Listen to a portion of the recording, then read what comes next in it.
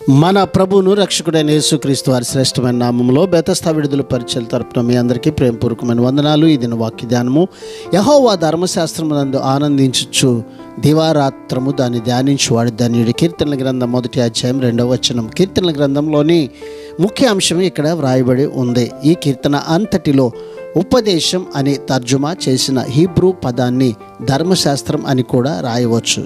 ఈ పదానికి ఈ రెండు అర్థాలు ఉన్నాయి. మనుషులకు దీవెనలు కలగడం దేవునికి చాలా ఇష్టం.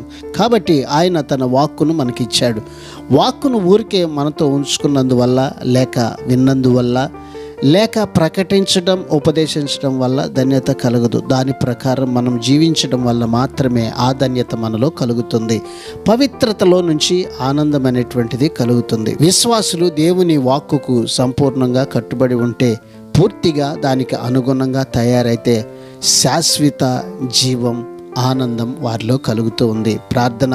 సకల ఆశీర్వాదములకు కారణభూతుడు అయిన మా ప్రియ పరలోకపు తండ్రి యేసయ్య, నీ మహాకృపను బట్టి ప్రేమించి మరొక నూతన దినాన్ని మాకు ఇచ్చినందుకు నీకు వందనాలు, స్తోత్రాలు చెల్లిస్తూ, మేము నీ వాక్యపు అడుగు జాడలలో నడుస్తూ నీవు మాకు అనుగ్రహించేటువంటి ఉన్నతమైన ఆశీర్వాదాన్ని అనుభవించినట్లుగా నీ ప్రజలమైనటువంటి మమ్మల్ని అందరినీ జ్ఞాపకం చేసుకొని నీ వాక్యానుసారమైన జీవితం జీవించే ధన్యతను మాకు అందరికీ దయచేయమని యేసు నామమును బట్టి ప్రార్థించి అడిగి వేడుకుంటున్నాము తండ్రి.